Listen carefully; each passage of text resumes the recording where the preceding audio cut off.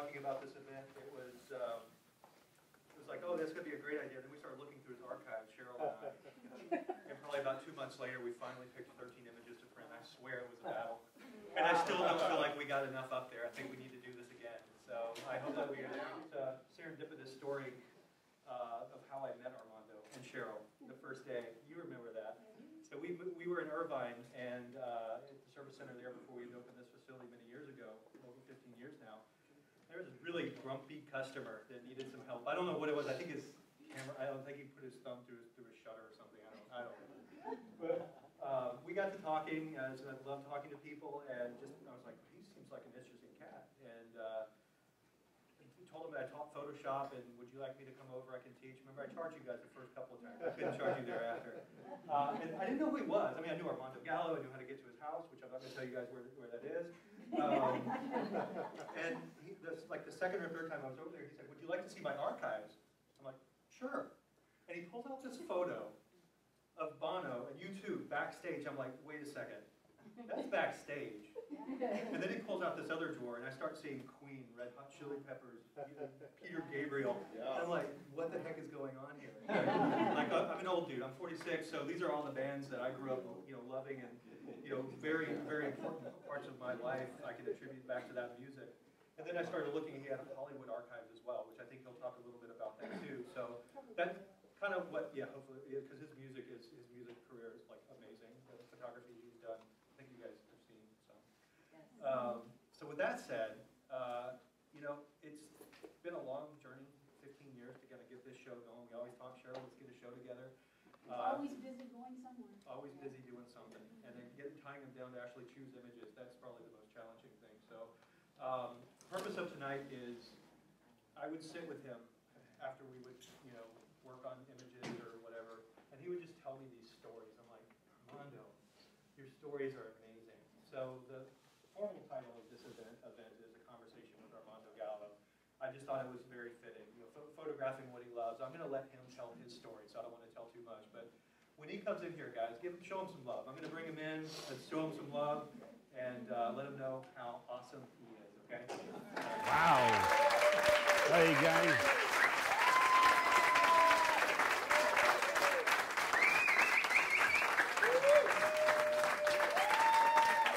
This is vodka. Well, thank you very much for coming. That this is amazing, and I'm supposed to keep you on point, by the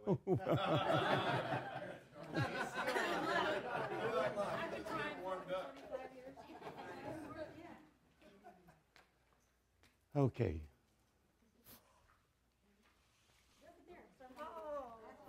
Oh, this is 1971, St. Peter's Square in Rome, August. Tell you what, when I see a photograph, I remember exactly the place and the date. There you go. What?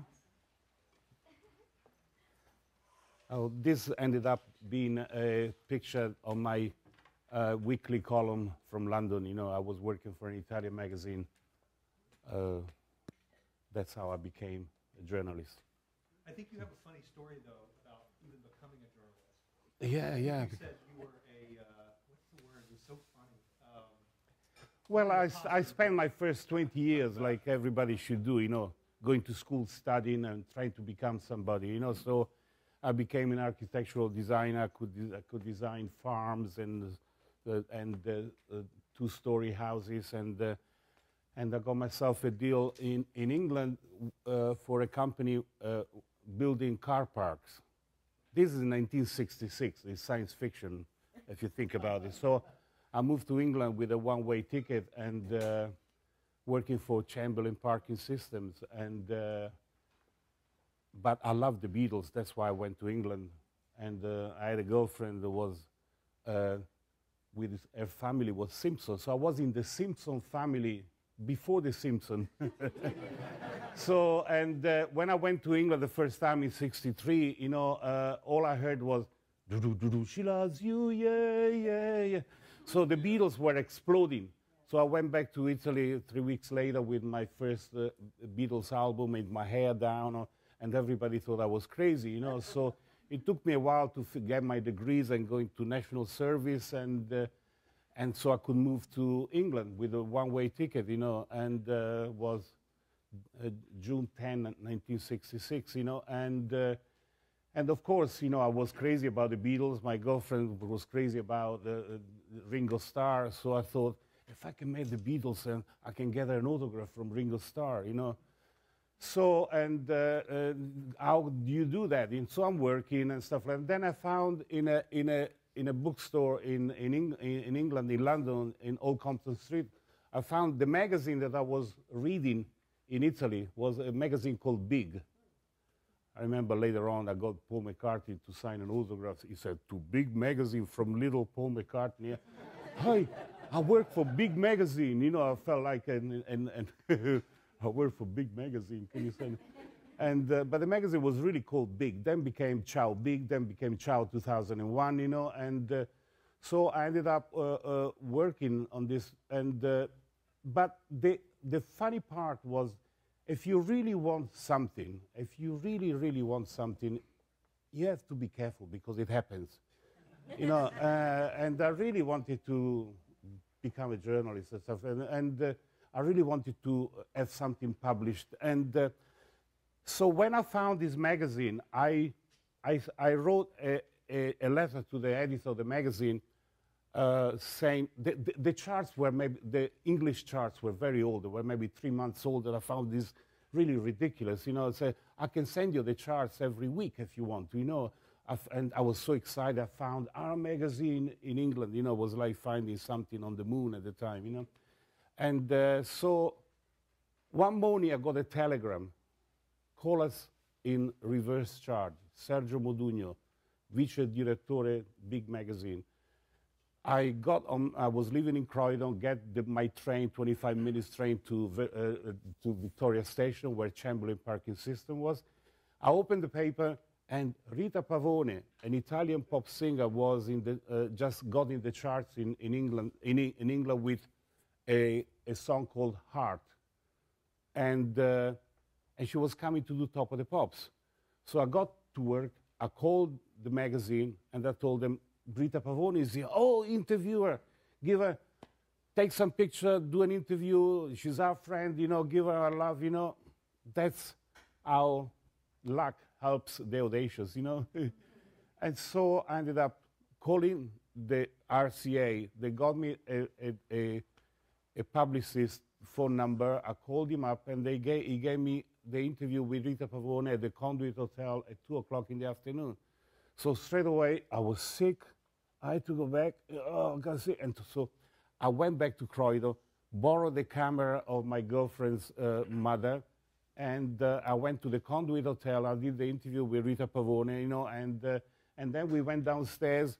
We took some pictures around London, you know. The bus is coming. Take the pictures. The bus is coming, you know. I wrote the article. I sent it off, and 3-4 weeks later, I got a magazine, you know, with two-page spread from our correspondent, Armando Gallo. And where shall we send the money? And I said, fuck, they even pay you for this? You know, so, okay. What's your one? My one F, all right. So that's how you become a journalist, you know. So with that, straight away I went to Manchester Square, EMI, and I'm an Italian journalist. I showed the magazine, you know, so wanting to meet the Beatles, you know, until this guy, Jim Watson, called me up one afternoon, can you get out of work, you know, so, and I got to Manchester Square. He was really mad because I was late, and he drove me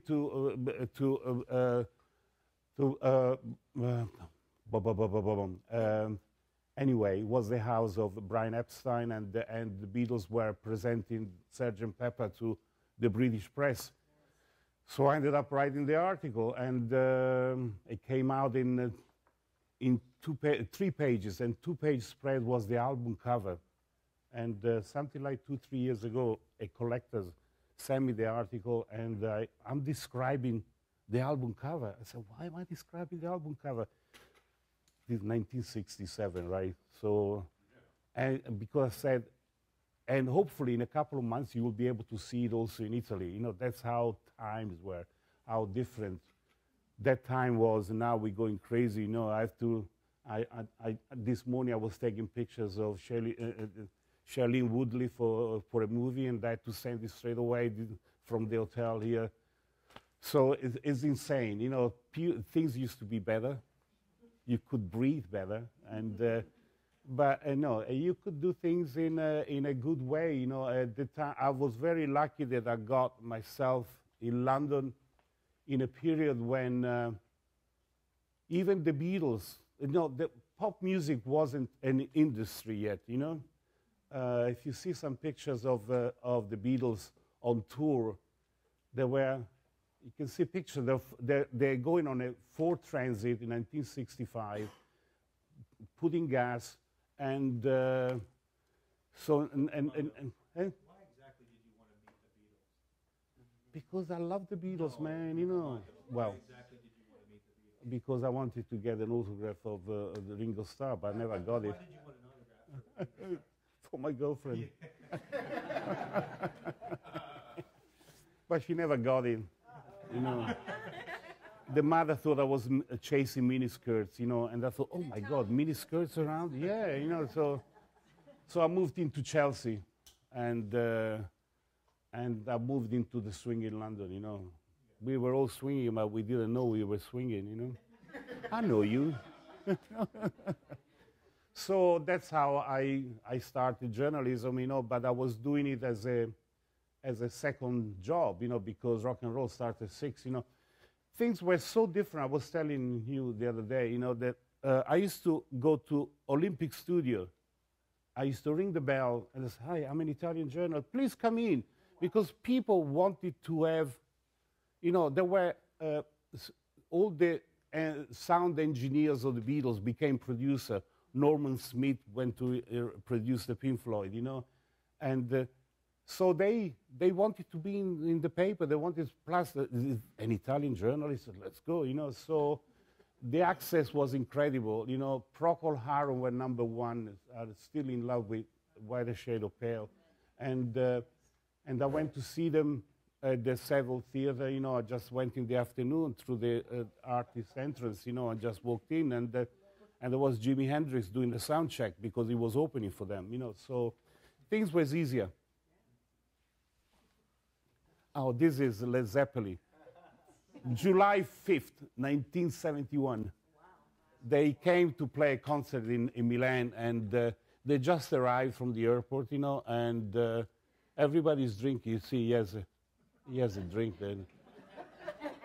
And he couldn't drink on the day of the concert. Bonem. And we went outside in the street to do the cover. I needed a cover for the magazine, you know, and the concert ended up in they played only 3 or 4 numbers. The police just threw tear gas because people knocked they played the Vigorelli Stadium, you know, and they finished as you can see, I'm on stage with them, and with lots of other people, and some people didn't want to pay for the tickets, so they crashed the gates. The police chased them and they shot tear gas. So, as you can see, it goes from one side to the other of the stage. In fact, Robert Plant told me, tell them to blow. Blow. So if everybody blows, we blow the smoke of the tear gas, you know. Yeah. Oh, this is later on in Alexandra Palace in '72. Something happened here. I got some slides here that look psychedelic, but because the lab ran out of power, and so the last pictures got crumbled in the development. And I wonder if they're still here, but maybe not. Yeah. Zeppelin were amazing, actually. They were really incredible. I saw them at the Marquee Club. They were called the New Yardbirds before being Led Zeppelin, you know. And it was really great because, you know, I remember at this concert, you know, I called Robert Plant, you know, and he just called me back in, you know, so I could shoot him, you know. Nowadays, it's very difficult to do that, you know. You have all access backstages, and you shoot only the first 3 numbers. I never shot the first 3 numbers. Nothing happens during the first 3 numbers, you know. There's no, yeah. So, and I did some work for Madonna as well in the 80s, and I convinced her to get the press to do the encore, because there you are. That's 1987. We are in Atlanta here, and I convinced her on the following tour to get the press and the photographer to shoot the encore, because there are some people that leave the show before the encores, which is crazy, because every artist keeps the encores, their best numbers for the encore, and this is the Madonna Fell in Love. This is the Like a Virgin tour. She was so happy. This is Cincinnati. I went to and I managed to shoot the entire show, and she was so happy. It was like, you know, she was so grateful to be on stage. Something that I never saw her behaving like that, you know. And I did a book here. This is the following. This is the cover of another book that I did on the yeah. So talk about, I mean, I don't want to get you out of order here. Go ahead. You know, with the lab. I think you're Bob Marley. You want to talk about Bob Marley? Oh, well, it was on tour with Genesis promoting the book that I did, you know, and the magazine called me up to go and interview Bob Marley. I said, oh, shoot. Yeah. And because we were in Vancouver, I had the radio station in Portland and San Francisco and stuff, and so, but I had to cancel that and go to Jamaica to do Bob Marley, because he was going to go on tour in Italy, in Europe, and he was playing the San Siro Stadium that he ended up playing on the 21st of June 1980 with a full moon night. There were 70,000 people. Anyway, I cut a very long story short. The following morning, I took pictures of him, and at this point, before this, he looked at me, and I shot that picture that you saw before. And I got so excited that I was changing camera. The camera fell on the ground. It opened up. So, can you go back to that? Yeah, I think so. Yeah, and so I thought I ruined the film, but he passed away 11 months later. So this is the sunlight. So is the sun hitting the film. And that slide stayed on my light box for a year. And when he passed away, I thought, oh my God, this is so, I get goosebumps thinking about it. And this is Bob Marley hit by the sun, you know, and so one of the luckiest and one of those meaningful, because this is God putting light on this man. This man was amazing, changed my life. Beatles changed my life. Bob Marley changed my life, you know, and for 4 years after he passed away, every time I had some time to go, I would go to Jamaica, you know. And the first song that I would hear at the airport, or maybe from some workman or at the bus, would be a message from him, you know. And so his songs are really incredible. He was a very romantic man. He told me, I told him, how long are you going to be in Jamaica? He said, this is the morning, 9 o'clock in the morning. And they said, 3 days, 3 days, man, is like 3 hours in Jamaica. So next time, try to come with a woman you love on a night of full moon, and try to stay at least 3 weeks. So I booked myself a vacation, and that night of full moon that happened 3-4 months after I booked the vacation was the day when he came in his coffin back to Jamaica. So these are all situations that made me feel like a spiritual brother with this guy, you know. Yeah. Pretty cool story, huh? Yeah. So my favorite album is Kaya, which is really a love story. When he fell in love with Miss Jamaica and they split, you know. Rita Marley never forgave him for that. So where do you want to go from here? Anywhere. Yeah? Yeah. Yeah, do you guys have any questions? We'll do Q&A as well after we talk. questions for him, please feel free. Yeah. What's your name? I'm Lori Larson, and I just really admire your work. And Thank you. my friend Steve, you took a picture of him, and I just the way you captured the emotion. There's a lot of people who would have taken a picture of him, but with the headphones in the studio, was just he was just beaming with joy. How do you capture the emotion like that? And even with the Bob Marley one that you just had, how do you? Well, it just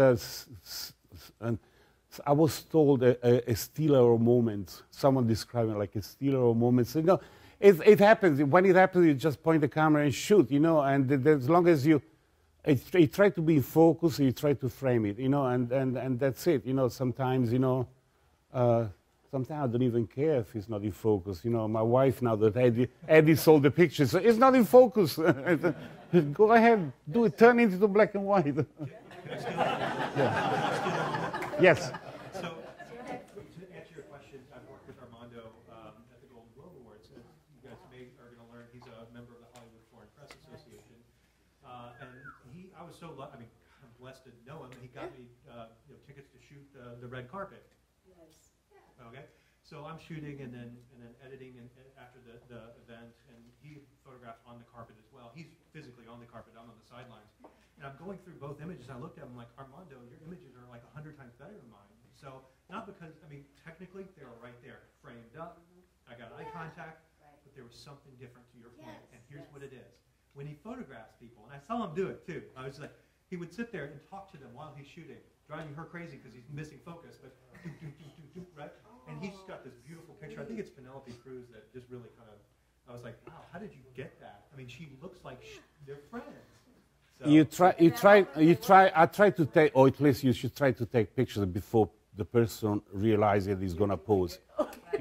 So, because I don't think none of us like to pose for pictures. Who likes to pose for pictures, So an artist, and you do an interview at the end and say, can I take some pictures, and oh God, I have to take some pictures, you just shoot a picture before they start posing, and sometimes it's, I'm done. You're done? Great. Before, so, they call it candy shots, There's Armando in the middle there. Oh, yeah. Why were your eyes so squinty? Yeah. There was a French journalist who he had been there for 10 days. He said they didn't call him for the interview yet. Oh, my God, I'm going to stay here. Because I wanted to come back to L.A. because Genesis were playing the Long Beach Arena. This is talking about the Duke tour. They were playing the Long Beach Arena, and at the end of the concert, they were going to announce that they were playing a free concert at the Roxy. So I didn't want, I didn't want to miss that concert, So, and so I'm going to stay here 10 days in Jamaica. I have to go back to the Roxy. In fact, that's what I told Bob Marley, because he played the Roxy. And so where was I? Where was I? Genesis. Genesis. They played in Long Beach. You played Long Beach, have to get back to Genesis. Yeah, what was the picture? What was the picture? No, before that. Anyway, was there a picture of the? No. Well, before that, what was there before that? Oh. Yeah. Yeah. So I told this French photographer, can you take a picture of me? So we got there. I was talking to Bob Marley. He took the picture, like another wanker, Instead of taking a picture of me talking to Bob, he took the picture like Bob doesn't want to talk to me. Talking about how to take the pictures, Yeah, exactly. You talk about Genesis, right? Yeah. Guess who's here? Who? Hey, Paul. Paul Whitehead. All right. I knew. Well, if you guys know the name of Paul Whitehead is... Yeah. Okay, fantastic. Paul Whitehead is a friend of, still now a friend, he had another had hip surgery. He had a hip surgery too. He came out after 3 weeks after, there we go. And we became friends in England, in America, when we moved to America in 1975, so, and it's funny because he designed and painted the first 3 album covers of Genesis and Van de Graaff Generator and many others. But we never met in London probably because I was doing so much, and he was doing so much. So we met each other here in 75 in Los Angeles. And we've been friends ever since, but this is part of our Genesis connections, that made me write that famous book, because Peter had left the band, and the band went on to become big, and everybody thought that Peter Gabriel wasn't that good, So I said, oh, God, I have to write that story, So that's why I put the book together, because Peter Gabriel couldn't get a publishing deal. He was trying to get a publishing deal to. This is finally the band was booked for a tour in Italy, so I went to see them in a rehearsal. And it was a backyard, So, and without realizing, I took some pictures of them behind this tall grass and behind the fence. It was like the band was so. And after that, I realized that the pictures, here they're not posing now. Got them. And I realized they were so far away still. They weren't in the foreground yet, They were still unknown. And you wanted to write about them because I was afraid they would split up, This was nursery crime. They had nursery crime here. And they liked the way I took the pictures. They told the record company called me up and they bought these pictures. So these were part of the first session that I sold to a record company. They paid me £20. I thought, my God, this is 4 weeks rent, But, and there's another thing, look at this. Phil Collins in focus there. And years later, he was going to be the leader of Genesis, right?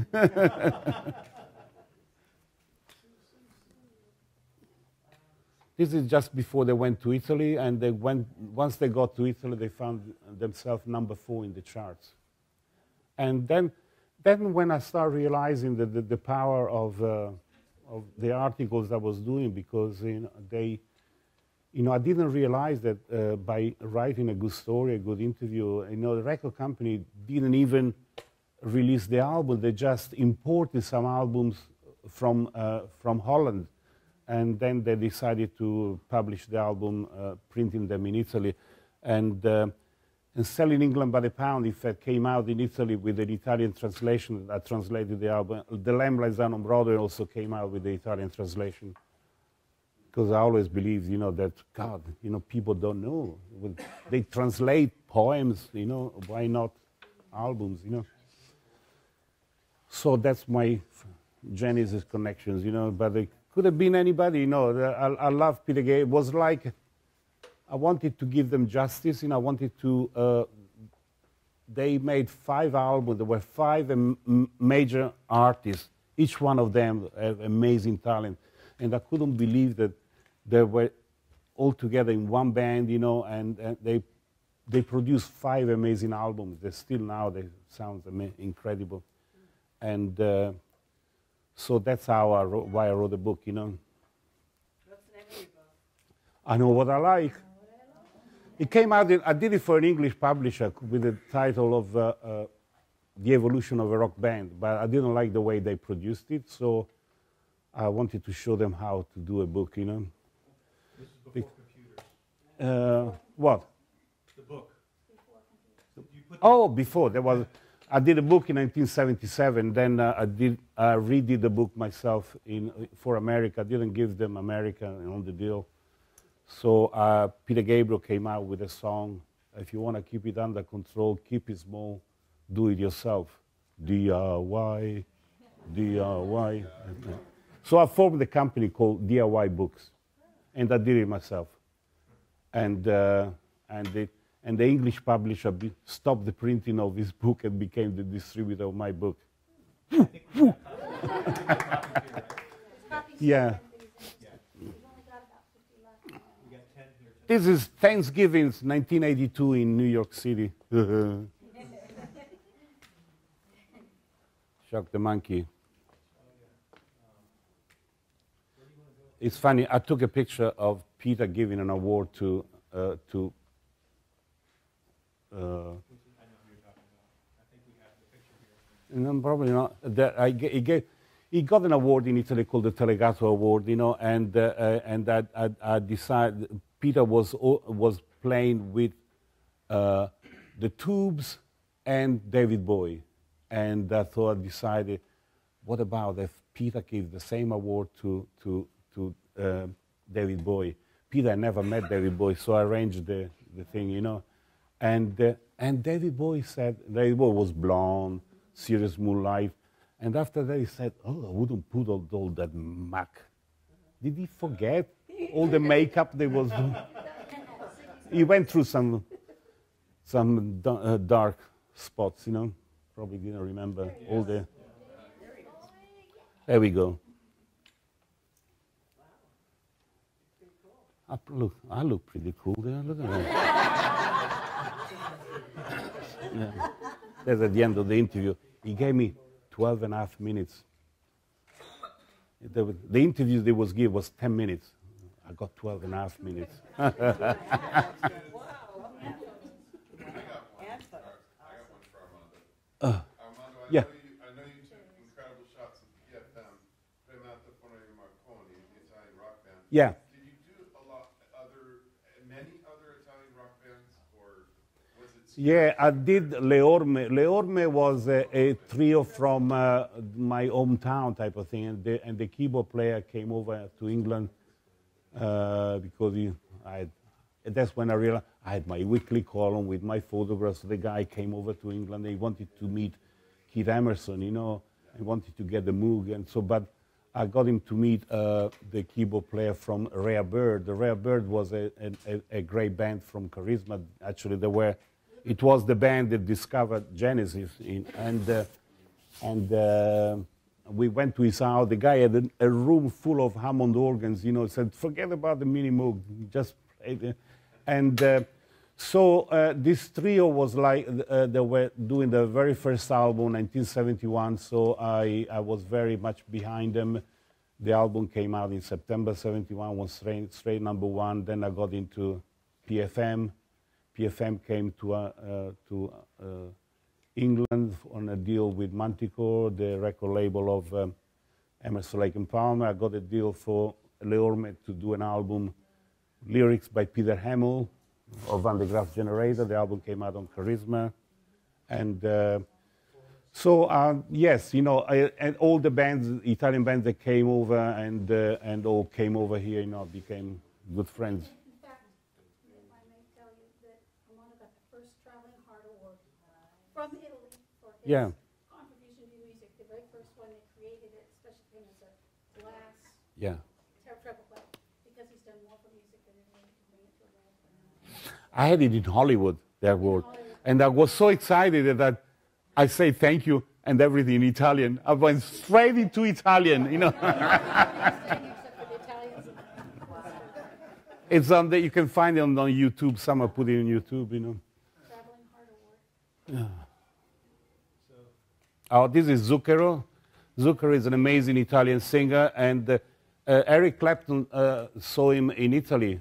He was on vacation in Sicily. He went to see this kid in the Italian concert, and he fell in love with his voice, so they became really good friends, and so here he's playing the Royal Albert Hall with all fine kinds of friends. And Eric Clapton said, I got the flu, I can't come, but he surprised Zucchero here.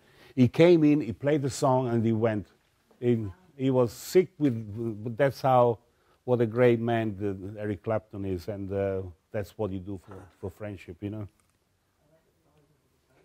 Armando, I'm sorry, I got a little bit of a shameless plug here. So you guys saw the gallery that we had printed out here. I just saw that Lorianne from Gorman Framing is here. So they do all the prints. Thank you. Thank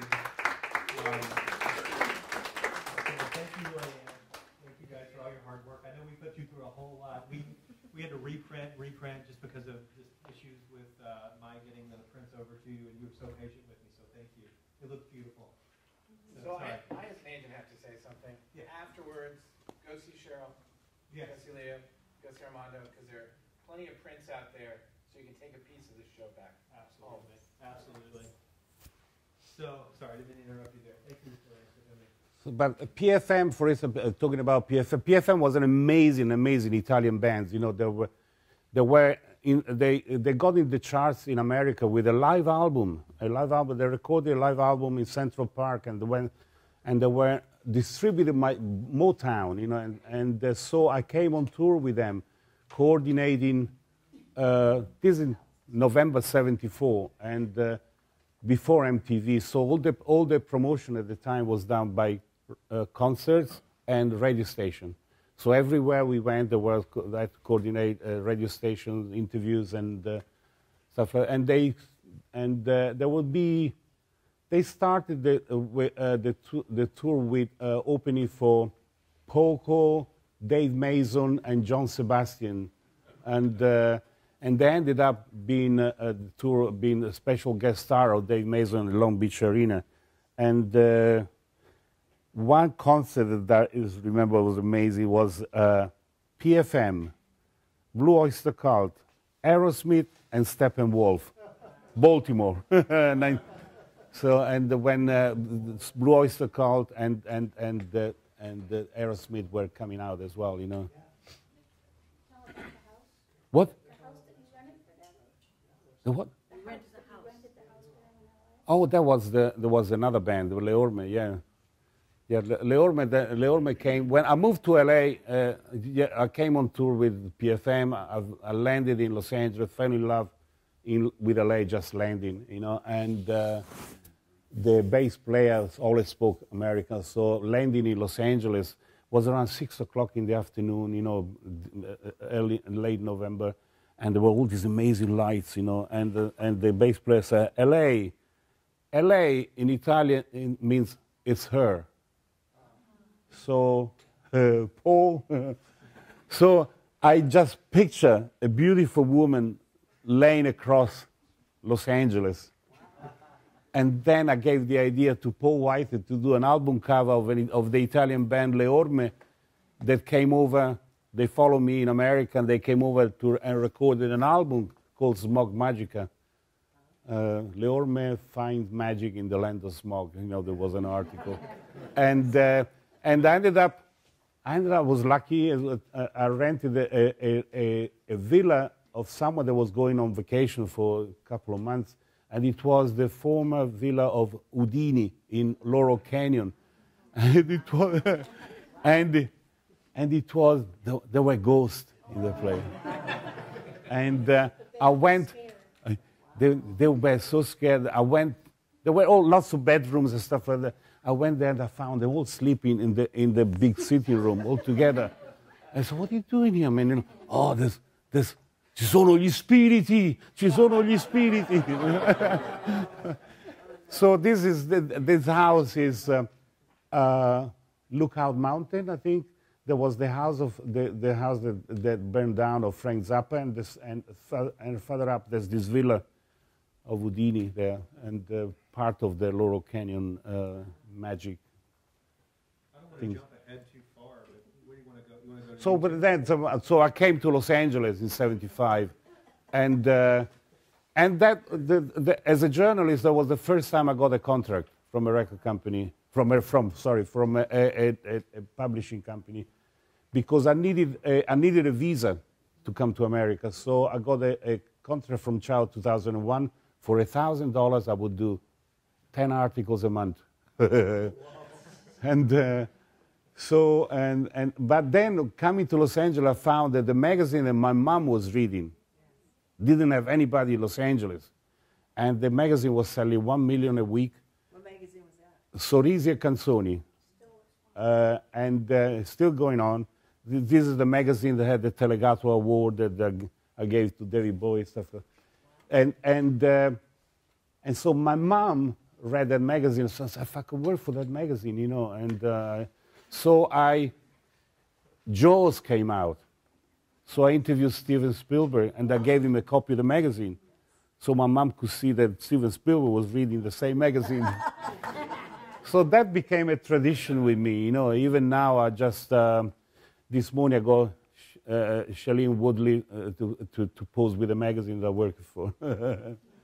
So at the end of the interview, I said, can you hold the magazine, you know? So people like it. But that's what I did, you know. I started working for large media magazines, so I was 30, 31, so I thought I have to get a real job. Yeah, you know, the Beatles got married and split up, you know, and it seemed that everybody, all the rock and rollers, you know, they could do it only in your 20s, and then you have to find what you're going to do, you know. So in my case, I came to Hollywood and I started doing movie people. So I went on the set of New York, New York, Martin Scorsese, and I found Clarence Clemons. He was teaching Robert De Niro how to play the saxophone, and the DP was, oh God, a Hungarian guy that shot. It was a cinematographer, Easy Rider. So it was an amazing. Martin Scorsese was all happy. Thank you for coming. And people were so nice, you know. And I came out. It was at MGM. I came out. I saw the lion, and I said, "Remember, whoa, the lion of MGM? You know, you see that since you are a little boy, you know." And I said, "How did I get here? You know? And how did I get here? You know, just wishing and hoping, you know." So that's when I started to do movie people, you know, and Roots came out, and it was an incredible thing. There were all these amazing actors in Roots, you know, that were getting their first chance, you know, and in Italy the show was coming out 1 hour every week, so I had the chance to interview everybody for every, and then someone told me, would you like to join the Hollywood Foreign Press? I said, what for? I was so busy, you know. And then I thought, oh, I get to vote for the Golden Globe. I said, oh, why not? So I joined the Hollywood Foreign Press in 1978, you know. And, but then it was right in the middle when I was dissatisfied with the Genesis book in England, and I was thinking to redo it for America.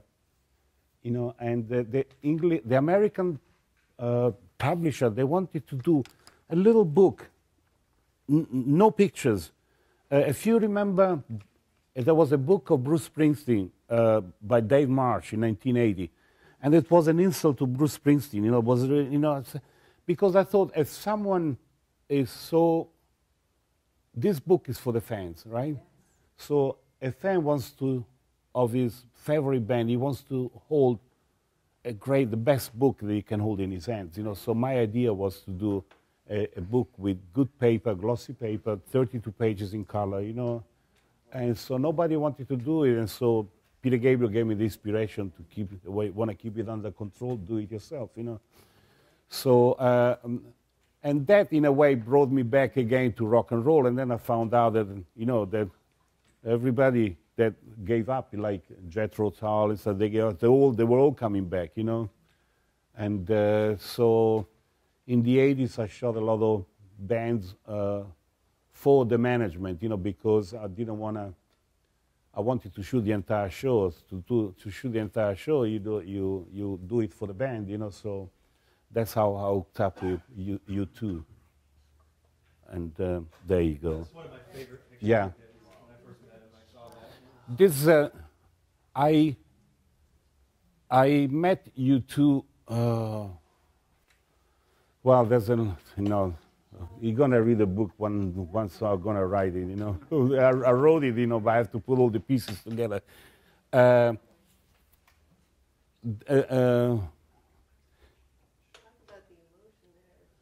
This, we are at, in New Jersey, Meadowland. This is the last show of the Joshua Tree tour in 1987. And I'm there between the stage and the audience. It's an amazing place to be because the heat is incredible. And this is a moment when, to me, represents a beautiful concept, when the stage becomes one with the audience, you know. And this is incredible connections here. When I saw these pictures, there was one shot here, you know. She was holding a Irish flag. There's a good story on these pictures, you know. I heard the Joshua Tree, and I was living in Rome in '87, and I was crying on the way back from London. I was listening to the album on the plane. You know, if you remember, the Joshua Tree is an incredible spiritual trip, you know, and it was explaining the spiritual desert that still happens in America, you know. And I had left America, so I said, did I do something wrong to come back to Rome, you know? And so I wanted to see them. I said, who are these kids? I want to see them, I want to photograph them, you know? And I saw the tour, and the 5th gigs was in Las Cruces, New Mexico. I have to be there, you know. Plus, there was next to the White Sand, where they blew up the first atomic bomb, you know. And it was a tiny little town. I went there were 10,000 people, you know. And I went there, and Alvinia Bridges was the publicist. She was former girlfriend of Jimi Hendrix. And I said, tell Bono, and Bono knows me, tell Bono I'm here, because I met Bono on the Peter Gabriel's book tour, you know. I gave him a copy of the Peter Gabriel's book, and he told me, I have your Genesis book, Armando. So I knew he knew me, you know. So I said, tell Bono I'm here, you know, can I photograph the concert, you know. So she came out, and she told me, you can shoot the entire show, but the bands would like to see the pictures. Beautiful, that's what you want to hear, you know. So I shot them, I went to Las Vegas, it was a full moon night. So I was playing with the backlight to project the full moon that was happening outside. Is that the moon? It's a backlight from the stage. But to get that light, I got him a little bit out of focus, you know. But at the same time, you know, I wanted to get this picture because if you remember the album covers of Joshua Tree, their photographs are a little bit grainy and out of focus. And I was trying to give the same impression on the live show. But it came, you know, when I put together the photograph, the slides in a carousel to show the band, I had trashed this one. At the last moment, I picked it up from the trash and I put it in a slide mount, and I put it #1 in the carousel, you know. And one of the assistant managers said the band would like to see the picture. You can wait outside, you know. These are the band's pictures. No, hold on, I understand, but these are my picture of the band. But I understand. So I went by the pool at the Sunset Marquis, and I met Alex Healy there. He was the president of Amnesty International, and he was on the book that I did of Peter Gabriel. So I got a beautiful time with him. And then Alvinia Bridges came out. He said, "The way of the Lord is very mysterious. The band would like to see you, you know, to meet you." So I walked in, and I saw these 4 pair of eyes electrifying me. You know, they were just, who's this guy? And Bono fell in love with this picture. You know, so is it art or is it trash? Is it trash or is it art? You know, so. It's in the eye of the beholder. So.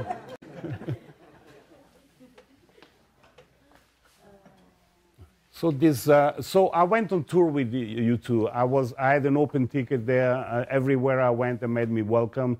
They gave me cash to money to go.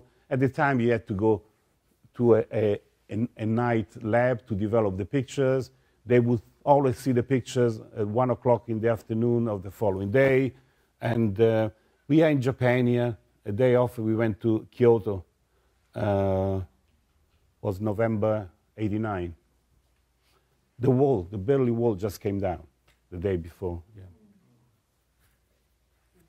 Are you still shooting film, or have you transmitted? No, I tried. I still got the last films are still in the refrigerator. But my wife bought me a camera for $8,500 in 2003, and I said, "You what? $8,500? Are you fucking crazy?" You know. But but I shot Kevin Costner. I remember, downloaded the picture, said this is great, so I never went back to film. This is Bono at the Roxy 3 years ago. They play a concert at the Roxy for K-Rock, and this was a very particular moment because their tour manager passed away the day before, Dennis, and they asked me to shoot that concert, and these are 3 shots from that concert.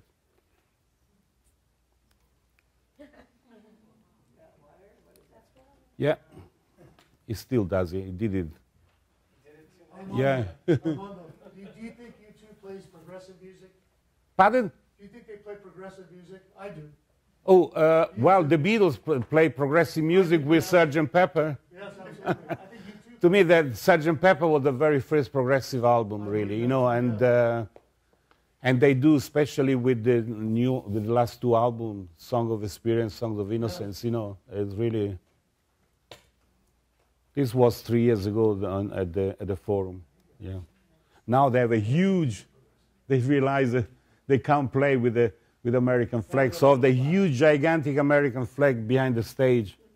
They can't what?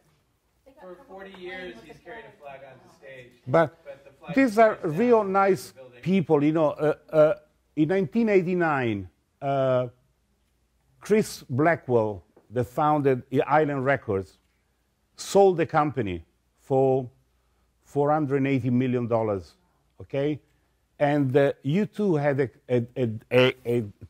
a something in the contract. If Island Record would have been sold to, they would get 10% of the sale. So they got $48 million.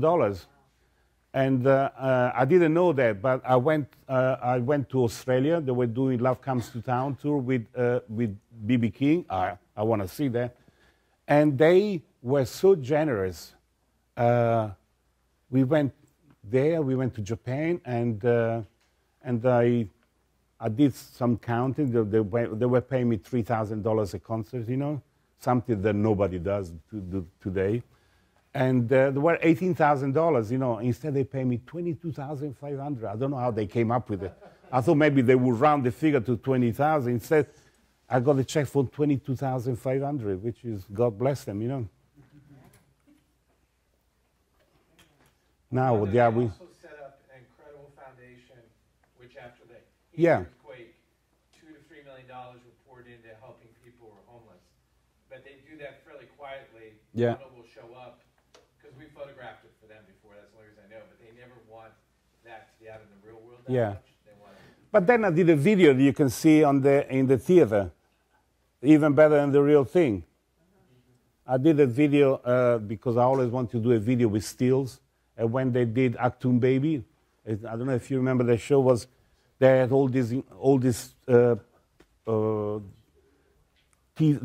television sets, and there was they were denouncing the avalanche of information. Was just before the internet. So I thought this is a good way to do a video with lots of pictures, So I shot them with the cheapest video camera, and I through with an Italian designer. We did this video that represented that, and you can see it in the theater, even better than the real thing.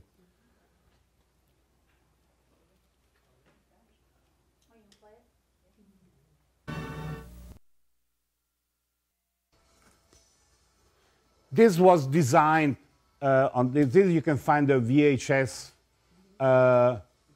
on a Toon Baby and another video. I'm in position number 10, director and producer, and it was designed to see it in slow motion as well. So there's maybe 400 stills in here, and you can see the video was. I wanted the video like they were coming in from outer space, and so I shot the video in a black and white TV set, and here you can see all the stills, But there's a lot of work there. At the beginning, the Mac just came out, you know, and you can see all the pixels here of the television set, you know, and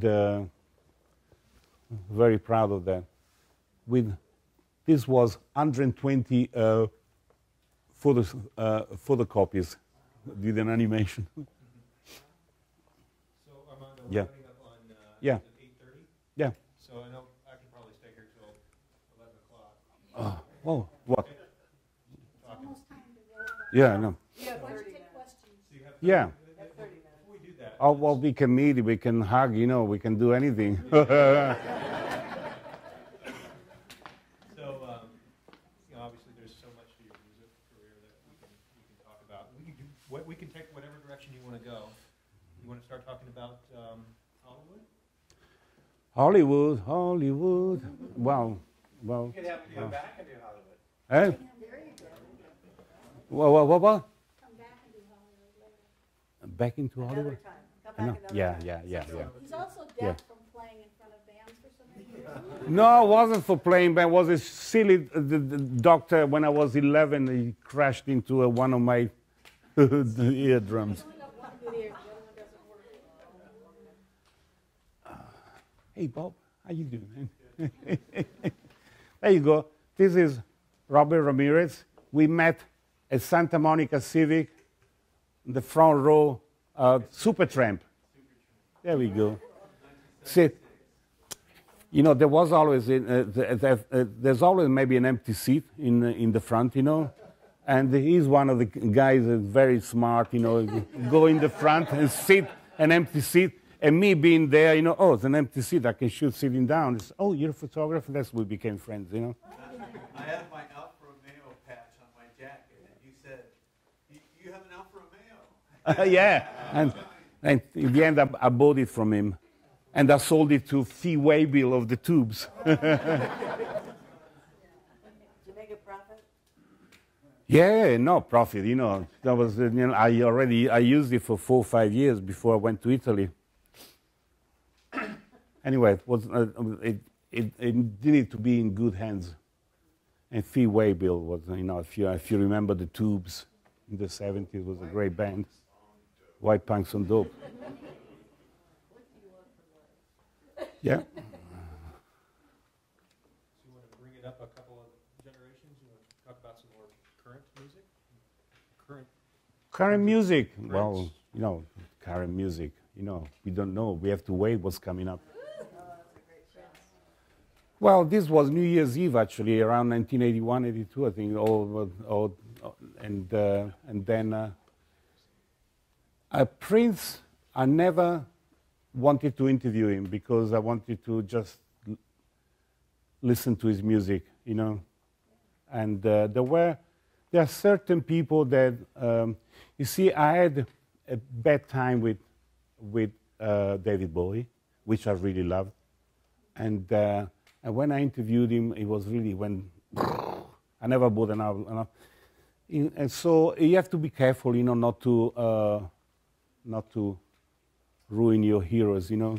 And sometimes, you know, like I never wanted to interview Bob Dylan, for instance. Who's the nicest person you've ever met in music? Pardon? Who's the nicest person you've ever met in music? There's one person that really stood out. Peter Gabriel. Steve Hackett. Number 2 is Bono. Steve Hackett is an amazing, amazing human being. You know. We've got some good candid shots of him. I don't think we have him here, but Steve Hackett, he's Yeah, Saint Gabriel. There you go. This photograph was in Time magazine, one of the most influential people of the year, something like maybe 4 or 5 years ago. They have always at the end of the year 100 people, you know, and what, you know, he's going through his 3rd chapter of his life, a total humanitarian, you know, and his wife nearly died of cancer, you know, and he managed to save her, and he realized that it is possible because there's always someone that knows better than others, you know, and so he went in the Vatican a month ago. He went to the Vatican and hoping to get all the doctors together and put their knowledge in the same platform so everybody can really, something like the knowledge of medicine can get all together like music does.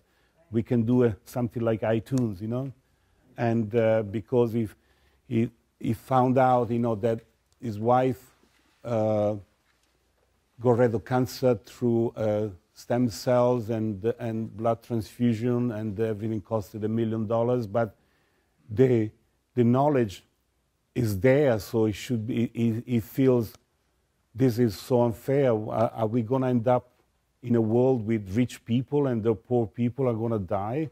You know, so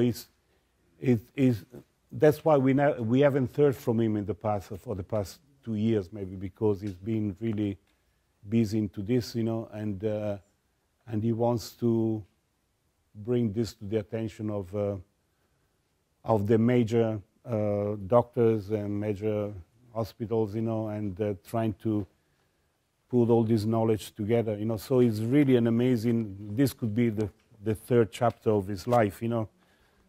And, but he has music to record as well. You know, all his music came out today on Spotify. Yes, I already sent him an email. I sent him an email because today all his out came out on Spotify. I said, hey, the same date of my Canon show. So we've been connected. Peter Gabriel thing. I'm going to be a little selfish because he's another one of my favorite prints of yours. Maybe just because when I was growing up, you know, this album kind of meant a lot to me personally. Which? There you go. Oh, this picture was taken in May 1978, and so it took me up to Salisbury Hill, and Peter Gabriel at Salisbury Hill. Come on. yeah, and you know, there was a lot of stuff in that song. You know, it's really silly and kind of idiotic to say, hey, what do you mean with that song? You know, so people interpret it in a crazy way. There's a guy from Peru. He wrote a book researching all kinds of meaning about Salisbury Hill. And he went very close because Peter, when he left Genesis, you know, this is a prehistoric hill above Bath, where he lived, you know. And so Peter used to go there. As you can see, it's very flat at the top. And underneath there's a lot of prehistoric ruins, you know. And so he used to go up there and used to run, and then he used to meditate. And that's what he did in between 1975 and 76, 77 first. And he wrote the song. So behind the song, there's the research that he did. What am I going to do with my life, in a way, you know? So this is a very spiritual place, you know. So it was very windy, and I got some pictures actually, and that just took 2 or 3 shots here, you know. And so this is Salisbury Hill. May see lots. All these are daisies.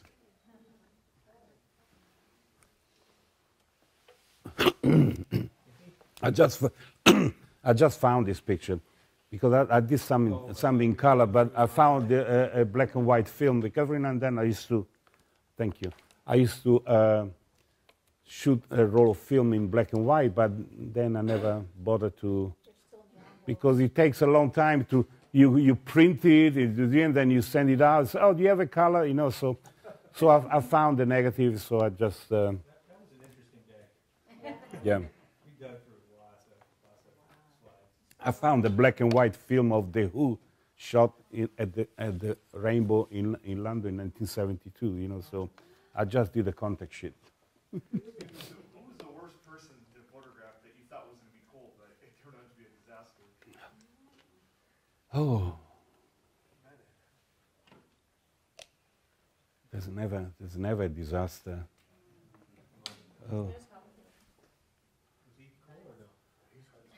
Yeah, this is, no, I can't, I never had a bad experience probably, because I make them all mine. as I said before, before they realized they should, they have pictures. I can't think. And the only asshole that I met in my life was an actor, the Die Hard actor. Oh, Bruce Willis? Oh, you behaving like a paparazzo. I said, fuck you, man. I said, I travel all the way to New York. I've been shooting pictures since '67. You call me a paparazzo? What the fuck? Sex. Yeah. He's not difficult. He's what Armando said. A paparazzo is someone who's behind the bushes, man. It is an offense. Speaking of Armando, I'll see if I can find the image. But He was doing an interview eating an omelet and chips, He's telling me I'm behaving like a paparazzo. What an asshole, Oh, this is on the set of Dune in Mexico City. He told me they painted all my hair on my chest and everything red.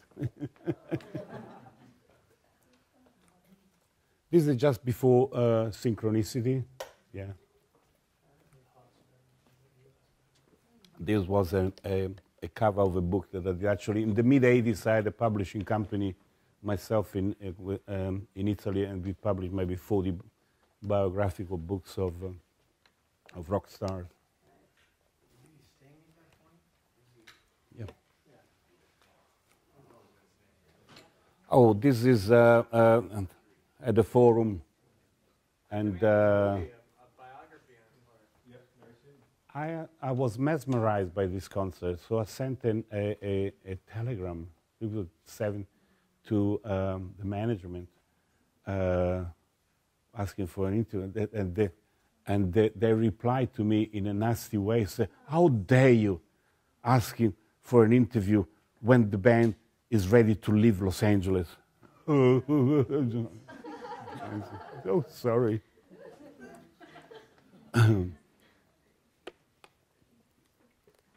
They're coming out with a movie now. so, Armando, I can't find the picture here right now. Which one? You got 2 minutes. Go, just. Oh, this is great. These are great guys. These are great guys. They will pose for pictures only if you propose them to do something crazy. So I did. So I photographed them in the bathroom. I said, let's go and take some pictures in the bathroom, And so the following day, I showed them the pictures, and I brought with me 5 jackets that this company in Italy gave me, these bell-stuff jackets, And so they were so happy. They put them up, and I shot this picture. This picture became a promotion picture from Warner Brothers. Wow. So the guy in Italy gave me a nice little present.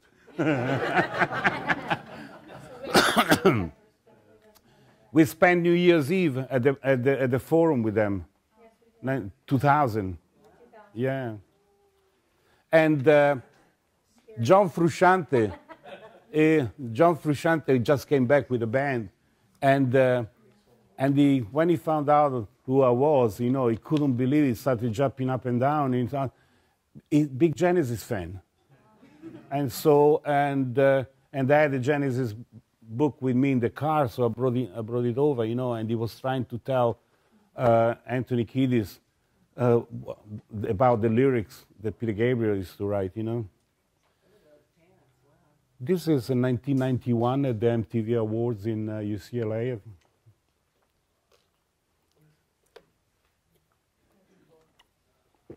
Who is it? That's Anthony. Yeah. Yeah, I thought we had the bathroom. Go for it. Go for it. The slideshow out. Yeah. Yeah, Go and just. that's some of the ones with the fire, lighting the fire in the bathroom. Yeah. Well. I want to go home. No.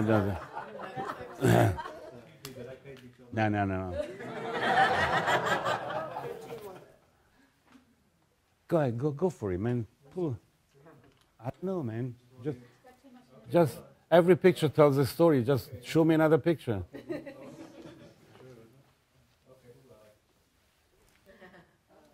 Oh, this is Tilda Swinton. She was making a movie in Italy with Luca Guadagnino, the guy that was, he had a movie for the Oscars here. And she played a rock star that went, her voice disappeared for 4 or 5 years, you know. So there was a flashback at the beginning of the movie when she was a rock star. And so we shot this in a stadium in Milan, and Giovanotti was a big star in Italy, was playing in front of 50,000 people. So he lent the crowd for her, you know. And so yeah, I'm shooting the picture before going on stage. So I was the tour photographer on this little piece of movie, you know. So she of course she's doing David Bowie here. No? So I'm going to take you in a totally different direction, okay? Go. Yeah, this is me being selfish. Oh, beautiful. This is the Sunset Marquise, and I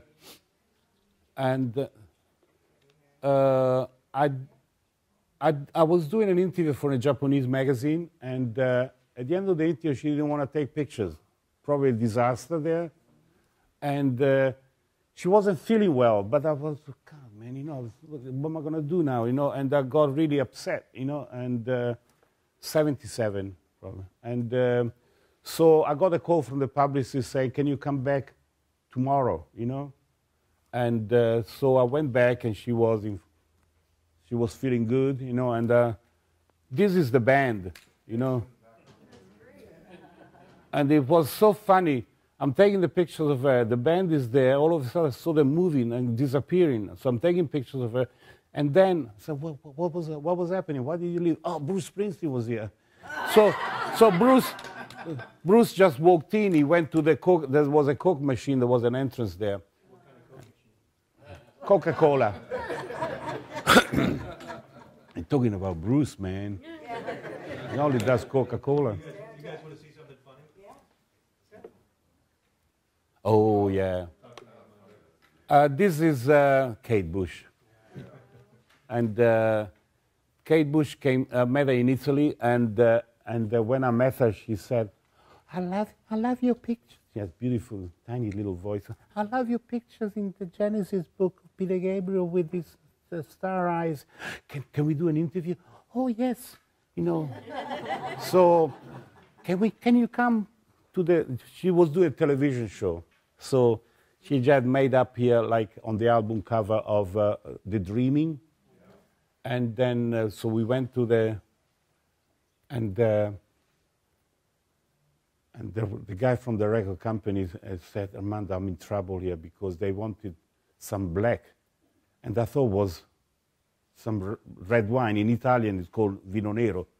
I thought it was red wine, you know, but she wants black. She's looking for something to smoke. I said, oh, don't worry about it, you know. So I gave it to her. We became good friends, you know. I said, you saved me, you know. And so we went back to the hotel and we did the interview. I said, I would like to run the Dreaming track by track. So we went into a room, beautiful king-size bed. She laid across the bed, and she went like that, lay down here. So I'm laying in bed with Kate Bush, you know. I'm free. I'm divorced. I can get anybody, and I'm doing this interview, and say, oh my God, am I gonna get Kate Bush now? Oh Jesus, you know. And so we ran through track by track, you know, and then knocked at the door, comes the tour manager, we're ready to go. So, oh shit, that's the end. That's the end of the dream. This is October 1982. Yeah.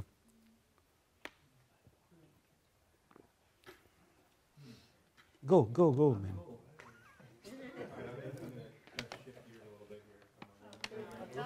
Oh yeah, this is another great guy so everything you hear bad about him is untrue, because my wife can vouch for that, you know, because we were in Nassau, you know, and he saw it. You know, he's really nice to everybody. Even our And grandson Leo, who we met, my daughter yeah, Leo, when he was 4. yeah. What were these shots for, a magazine or? He did a video as well, you know. Armando, But what is this image used for? well, this, you know, this is not posing for me here. This is the beautiful thing that is not posing for me here is listening to a question of another colleague that is asking a question, and I'm shooting in a room with other journalists and stuff like that. So, and this made the cover of the Caesars magazine in Las Vegas, You know, so in that press junket, you talk about press junkets, there's a Yeah. limited time, there's a lot of people shooting essentially Yeah. the same thing. you know, these are situations, you know, when,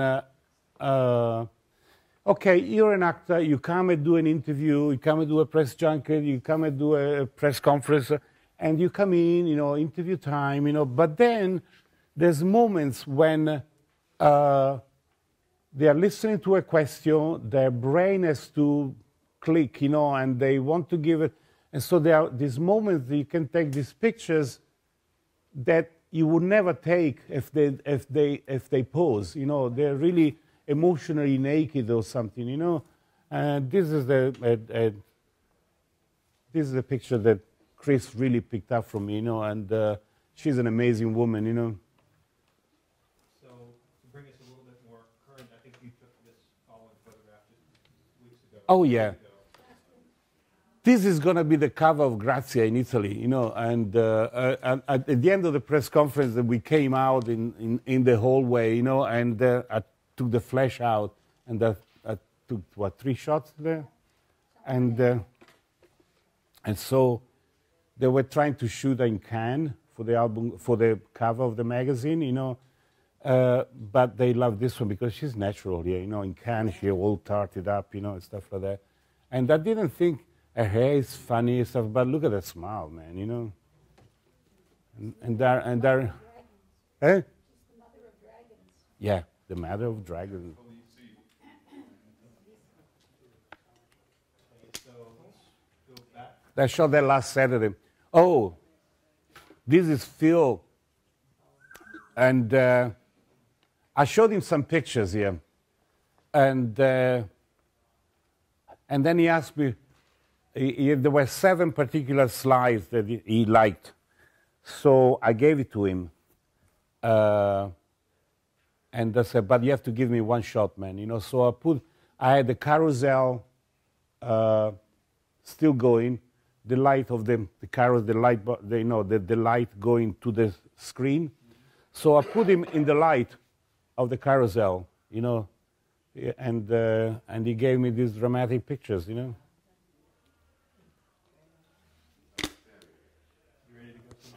Yeah, good. Oh my God. This is when I started I was going from rock and roll into movies, right? Roger Moore became James Bond.